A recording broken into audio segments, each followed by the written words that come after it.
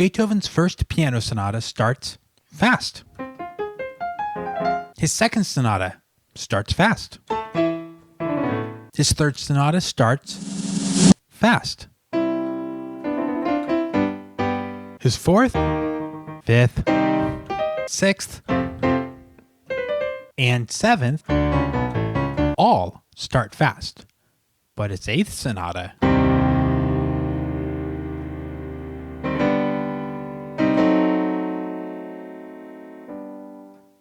starts slow, like really slow, grave, which is extremely slow.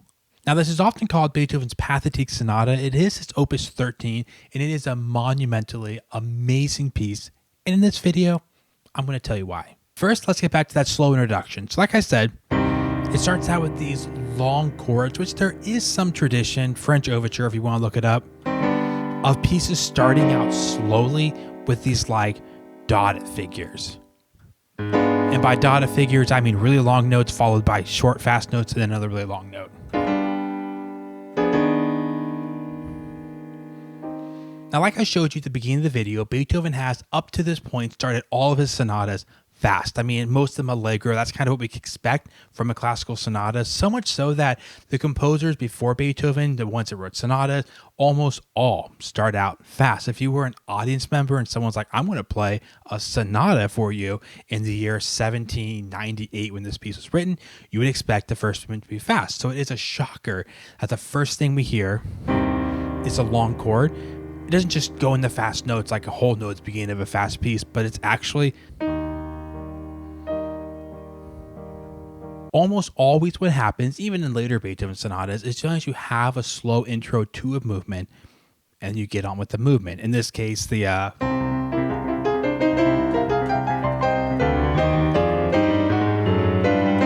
we're going to say it's close enough to the notes, but that happens often. What makes this special is that you do the slow introduction, you do the exposition, you play a significant chunk of the sonata, you repeat the exposition, you don't repeat the intro, which is actually normal. You normally don't repeat the intros. You typically do a slow intro. If you have a slow intro, you do it, and it's done. It's an intro. That's why we call it a slow intro, or a French overture. Overture is like the thing that happens first, right? You're done. Except Beethoven, at the end of the exposition, brings back that slow intro.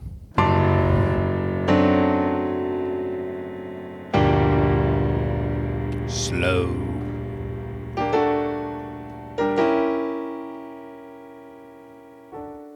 But if that wasn't enough, not only does he go to the slow intro again randomly before the development section, but Beethoven does the development section, he does a recap, he does the first themes again, so he's supposed to, then right before the end of the piece, he goes back to the slow intro again. This time, though, he actually leaves out the initial chord, which is really cool. So instead of 2, he just goes silence.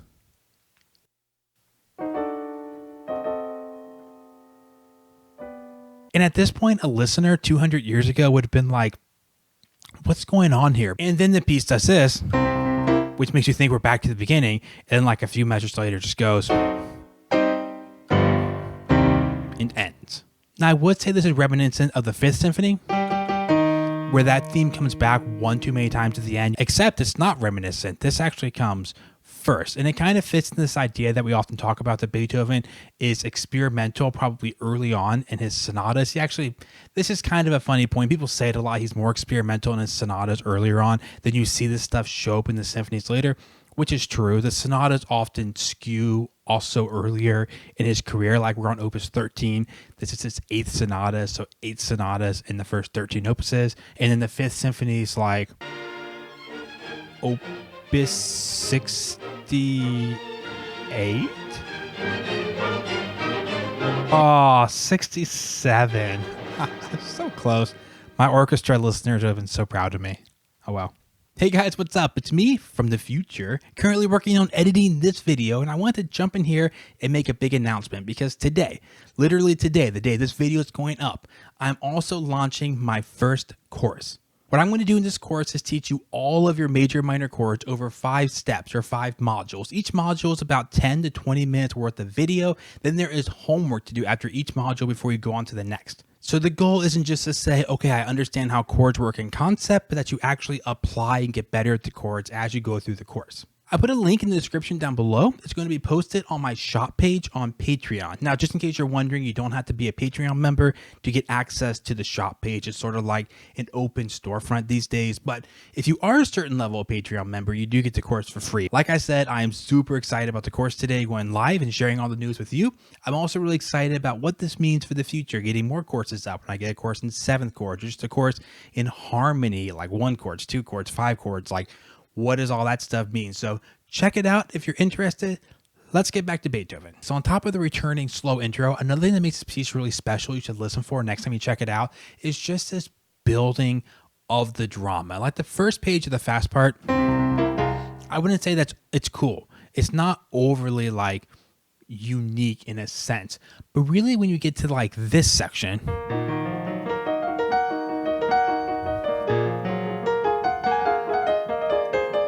this is where like Beethoven really starts to stretch out the drama. So we're in the key of E flat minor, which is kind of where we should be. We start in the key of C minor. We should go to E flat major. So we're going to try it again in a second here. And then Beethoven's going to go, you know what? We're not in the right key. Let's do it.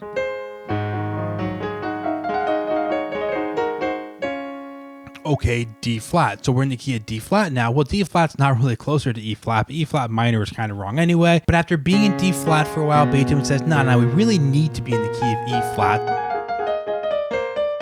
We call motivic development, where he kind of has a small motive. He could have just done that. He actually could have just started in the right key of E flat major, but instead he makes a page of music out of this kind of journey from, okay, we're here. And then he's like, you know what? Let's shift it down to D flat.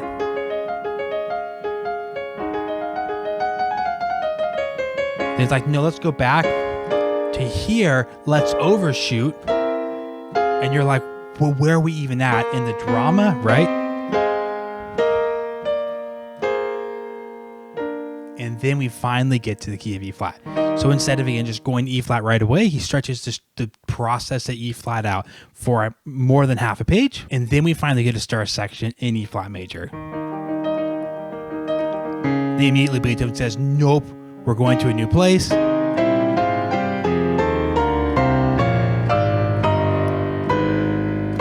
Here we go. E flat major again. Once again, we've done all this moving, seemingly developing something just to end up in the key we were supposed to get to. Like if it was me composing, like lesser composer, I'd be like, I made it to E flat major. I'm going to hang out for a while and celebrate. And Beethoven was like, no, we just spent like 2 pages of music to get to a strong E flat chord just to be like, nah, let's go to a new key again. But if you do listen to Pathetique Sonata, do not stop at the end of the first movement, because the second movement is also beautiful.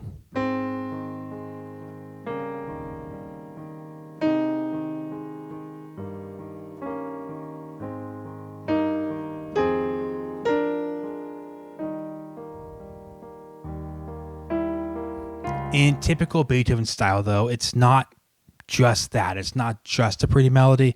It goes places. You get this theme.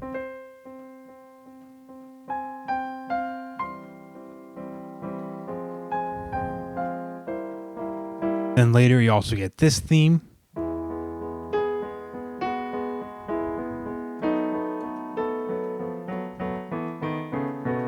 Actually, the second and third movement are both way more straightforward form-wise. It's actually rondos, meaning you're going to hear an A section. You're going to hear something different, which we call the B section. You're going to hear the first part again. Then you're going to do something different again. Then you're going to go back to the A section. So that's what a rondo is. You are returning, you're rondoing, you're returning back to that A section. A section, something different. A section, something different. A section, it's done. Or in the case of the third movement, you have A section.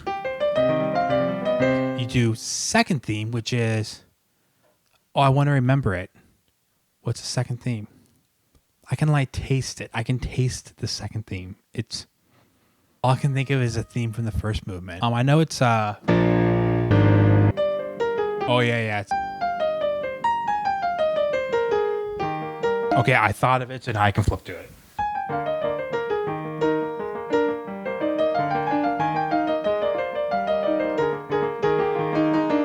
After you do that, you're going to return to the first theme again, which was. And then after that, you have the totally different section, the C section.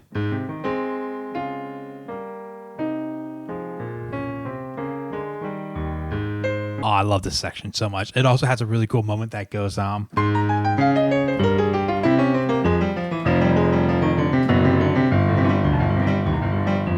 as we can expect, we return to the beginning again. But then the third movement, as compared to the second movement, is actually a longer rondo. Instead of going A, B, A, C, A, it goes A, B, A, C, A, B, A again. So we actually return to the second before we go back once more too. If you want to learn more about music theory like chord and form, I have several videos on the channel about those topics, so for sure check those out. If you want to dive even deeper, you can look at the Patreon page. I'll put a link in the description down below, where I have some videos where I dive pretty deep into kind of analysis type of topics. Also, just a great way to support the channel in general. So thanks for checking it out. See you guys in the next video.